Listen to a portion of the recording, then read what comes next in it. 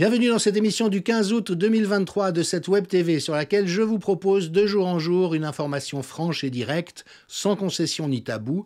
accessible, honnête et sourcée, en vous rappelant que je suis totalement indépendant et donc libre de mes propos.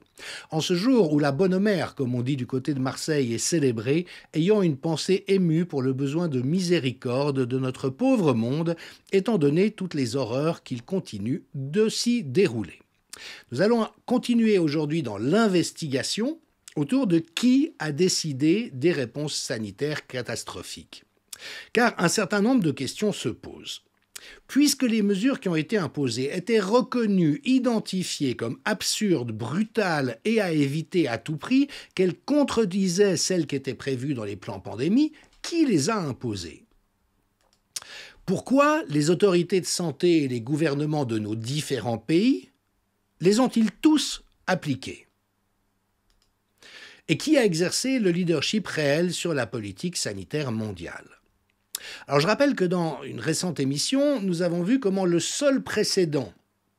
qu'on puisse trouver qui recommande des mesures aussi absurdes et aussi délétères est en fait un scénario dystopique proposé par la Fondation Rockefeller en 2010 qui élabore une fiction sur une épidémie en disant, au fond, le seul pays qui s'en est vraiment bien sorti, c'est la Chine, qui a imposé très rapidement un confinement et une fermeture hermétique à la société, ce qui a permis de sauver des millions de vies. Bon, on sait que c'est totalement contraire à toute la science d'épidémiologie des maladies infectieuses, mais donc on parle déjà de la Chine comme étant un exemple à suivre dans des réponses qui contredisent tout ce qu'on savait jusque-là. Et quand on examine effectivement d'où sont venues les directives qui ont décidé de la réponse sanitaire de nos différents pays, eh bien, qu'en est-il réellement ? Eh bien, nous pouvons et devons effectivement observer qu'il y a eu une collusion et une collaboration intense entre la Chine communiste et l'OMS pour imposer des mesures qui ne faisaient partie d'aucun plan pandémie, pas même ceux de l'OMS. Et effectivement, le directeur de l'OMS, Tedros, dont il faut rappeler qu'il est soupçonné de crimes de guerre et de crimes contre l'humanité, n'a cessé d'adresser des louanges à la Chine et de dire que ses réponses étaient absolument admirables. Alors, petite séquence en 4 temps. Je rappelle que les plans pandémie, une fois de plus, ne prévoyaient aucunement de confinement généralisé. Par exemple, le CDC aux États-Unis, l'équivalent de la santé publique, recommandait comme mesure de contrainte la plus contraignante l'isolement volontaire des personnes malades à domicile. Voilà. On pourrait leur demander de rester chez eux s'ils sont malades. C'est le plus sévère qu'on puisse imposer à la société. Et lorsque la Chine a décidé de verrouiller la province du Hubei en entier, dont une ville de 11 millions d'habitants, Wuhan, l'OMS a commencé par réagir en disant « Ah oui, c'est une nouveauté, c'est sans précédent dans l'histoire de la santé publique. » Oui, c'est non seulement sans précédent, c'était formellement déconseillé. Quelques jours après le début des blocages, et bien qu'il n'y ait pas eu de résultat, évidemment, dans un délai si bref, le directeur de l'OMS a ajouté qu'il était personnellement très impressionné et encouragé par la connaissance que le président chinois avait de l'épidémie, et il a félicité la Chine pour avoir établi une nouvelle norme en matière de réponse à une épidémie. Et donc, quelques jours plus tard encore, le directeur général adjoint de l'OMS, on est fin février, lui dit publiquement ce que la Chine a démontré, c'est ce que vous devez faire. En le faisant, il est possible de sauver des vies et de prévenir des milliers de cas de cette maladie très difficile. Il faut copier la réponse de la Chine. Et donc, de manière tout à fait étonnante,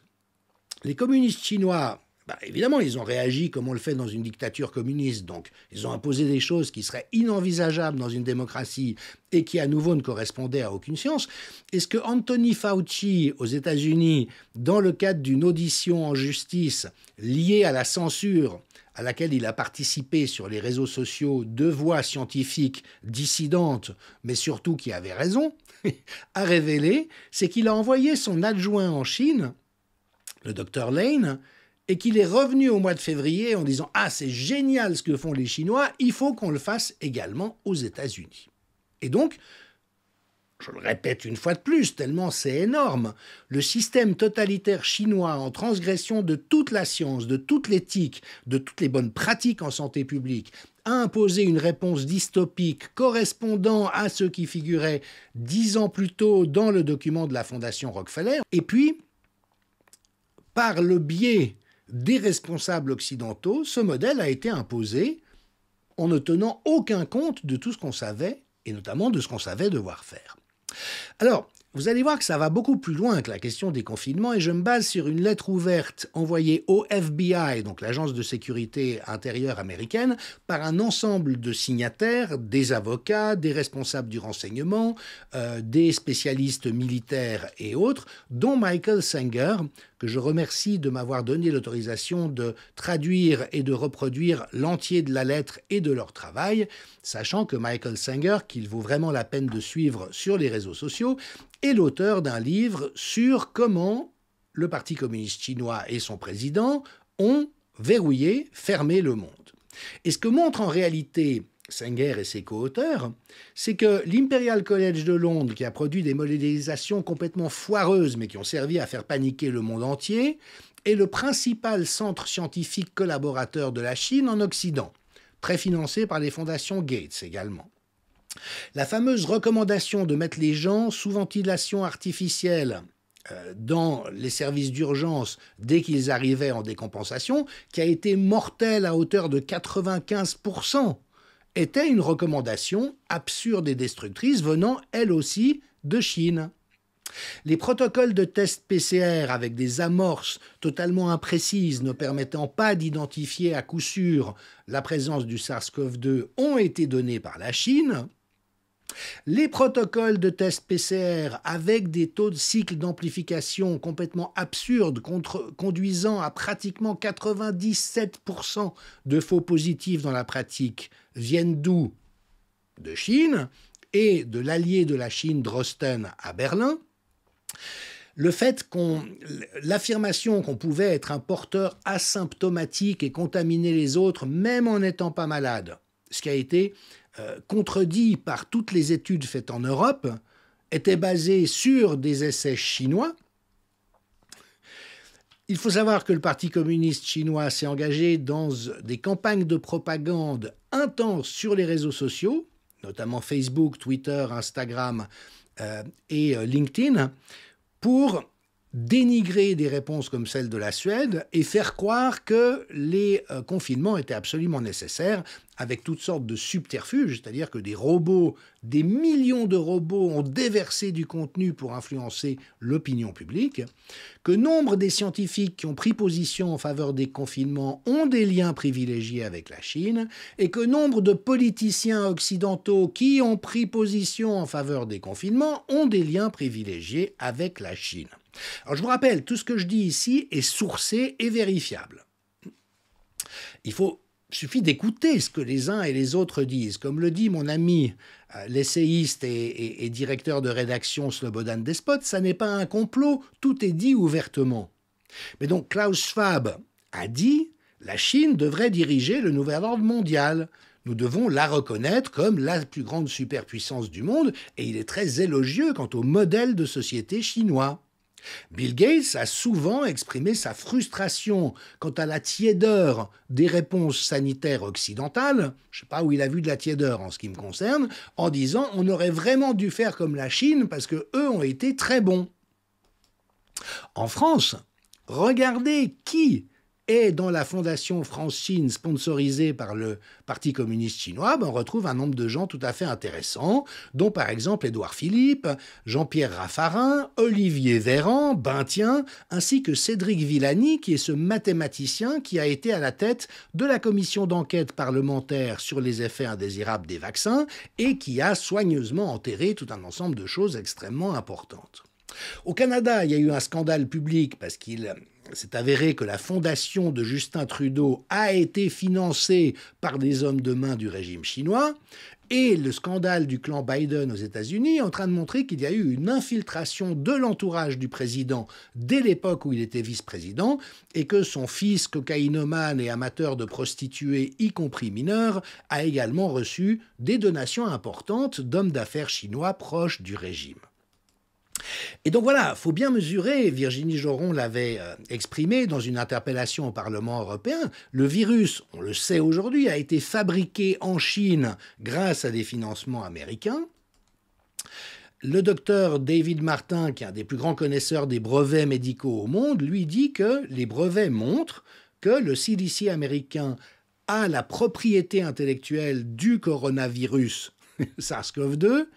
que la Chine et les États-Unis ont été impliqués dans sa création, que Gates et le Parti communiste chinois ont contrôlé la réponse de l'OMS et qu'il y a en fait une extraordinaire collusion entre les agences de santé et de sécurité occidentales, y compris la CIA, le Mossad, le MI6 et les services secrets français, mais également Gates, Fauci, les fondations Rockefeller, etc. Et donc, ce qu'on voit évidemment se profiler, c'est que ce fameux modèle chinois, dont quand même le trait caractéristique est le contrôle social, le crédit social, eh bien, est progressivement en train de s'approcher, mais à grande vitesse, de nos sociétés. Donc, je vous renvoie à un article de Pauline Elie, conseillère d'éthique sur les données de santé, publié sur le blog de Laurent Mukeli, ou pour celles et ceux qui lisent l'allemand, c'est un très bon article de Info Sperber qui dit « Le système de crédit social à la chinoise est en train de déferler chez nous et son fer de lance est Google. » Google, sur lequel Julian Assange nous avait averti que c'était un fer de lance de la surveillance et du capitalisme prédateur, mais créé surtout et contrôlé par la CIA et la NSA.